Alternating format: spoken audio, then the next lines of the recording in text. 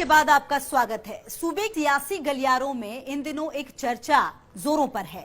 चर्चा बिहार के बाद ओवैसी की पार्टी AIMIM की मरुधरा में दस्तक की। इन संभावनाओं ने सियासी दलों के कान खड़े कर दिए हैं। कांग्रेस ने अभी से मोर्चा खोलना शुरू कर दिया है। मुख्य सचेतक डॉक्टर महेश जोशी ने इन चर्चाओं पर पहली प्रतिक्रिया दी और ओवैसी को बीजेपी का एजेंट करार दिया है। राजस्थान का सियासी मिजाज कुछ अलग है। यहाँ सत्ता में आना जितना मुश्किल है, उससे कहीं ज्यादा मुश्किल है सत्ता बचाना, और उससे भी कहीं ज्यादा मुश्किल तीसरा मोर्चा खड़ा कर पाना। कितनी ही पार्टियां आई और चली गई, लेकिन तीसरा मोर्चा खड़ा नहीं कर पाई।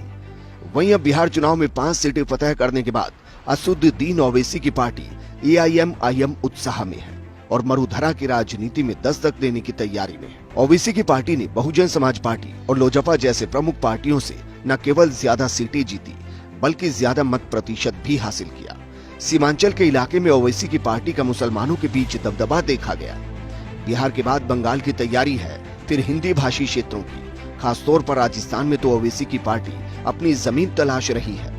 राजस्थान में 13% मुस्लिम आबादी मानी जाती है। राजस्थान विधानसभा में भी 8 मुस्लिम विधायक हैं। ये सभी कांग्रेस पार्टी से ताल्लुक रखते हैं। इनमें से पोकरण विधायक साले मोहम्मद को गहलोत सरकार में कैबिनेट मंत्री का दर्जा हासिल है। वहीं अमीन खान, जाहिदा खान, अमीन कागजी, रफीक खान, हाकम अली, वाजिब अली, साफिया जुबैर शामिल हैं। AIMIM चीफ असदुद्दीन ओवैसी ने अब अपनी पार्टी का विस्तार दूसरे राज्यों में भी करना शुरू कर दिया। अभी ओवैसी का पूरा फोकस बंगाल चुनाव पर है, तो वहीं राजस्थान में कांग्रेस से असंतुष्ट मुस्लिम नेता AIMIM की राजस्थान में एंट्री कराने को बेताब है। इस घटनाक्रम ने कांग्रेस के नेताओं के कान खड़े कर दिए हैं। कांग्रेस नेताओं ने ओवैसी पर निशाना साधना शुरू कर दिया। मुख्य सचेतक डॉक्टर महेश जोशी ने कहा कि ओवैसी बीजेपी के एजेंट है। उनका सांप्रदायिक एजेंडा राजस्थान में कांग्रेस पूरा नहीं होने देगी। जो देश की एकता और अखंडता के लिए संकल्प रखते हैं कि हम देश को एक और अखंड रखने का संकल्प लेते हैं। हम सारे धर्मों का, सारी जातियों का, सारे समाजों का के प्रति सम्मान और सद्भाव रखते हैं। ऐसी ताकतों को कमजोर करने के लिए ओवैसी प्रधानमंत्री जी के एजेंट के रूप में काम करते नजर आते हैं। भारतीय जनता पार्टी के एजेंट के रूप में काम करते नजर आते हैं। और मुझे विश्वास है कि देश की एकता और अखंडता को मजबूत करने वाली जो ताकतें हैं, वो ओवैसी हो चाहे कोई और हो, उनको राजस्थान में नकारेंगे और अगली सरकार राजस्थान में कांग्रेस की फिर से। कई मुस्लिम संगठनों के नेताओं की AIMIM के नेताओं के साथ बैठकें हो चुकी हैं और जल्द ही राजस्थान में AIMIM का संगठन खड़ा करने की तैयारियां भी चल रही हैं। असदुद्दीन ओवैसी की पार्टी के समर्थन में इन दिनों मुस्लिम संगठन और कांग्रेस से असंतुष्ट नेता लगातार सोशल मीडिया पर कैंपेन भी चलाकर लोगों से जुड़ने की अपील कर रहे हैं। सूत्रों की माने तो AIMIM राजस्थान ने करीब प्रदेश की 40 सीटों का खाका तैयार किया है, जहां पर मुस्लिम आबादी ज्यादा है।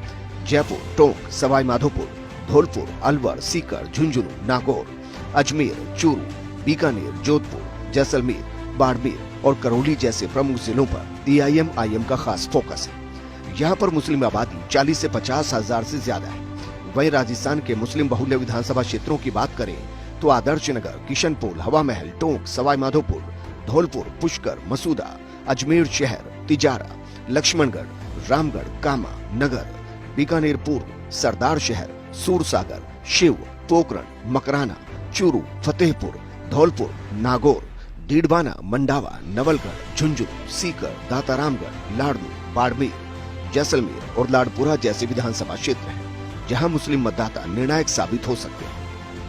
राजस्थान में ओवैसी की पार्टी के दखल से कांग्रेस की परेशानियां बढ़ सकती हैं। ओवैसी का फोकस उसी वोट बैंक पर है जिसे परंपरागत रूप से कांग्रेस का माना जाता है। जिस तरह का नुकसान बिहार में ओवैसी ने महागठबंधन का किया, वैसा ही नुकसान राजस्थान में ओवैसी की पार्टी कांग्रेस का कर सकती है। दूसरी तरफ कांग्रेस में डैमेज कंट्रोल की तैयारियों पर अंदर खाने चर्चा शुरू हो चुकी है। फर्स्ट इंडिया न्यूज के लिए योगेश शर्मा की रिपोर्ट।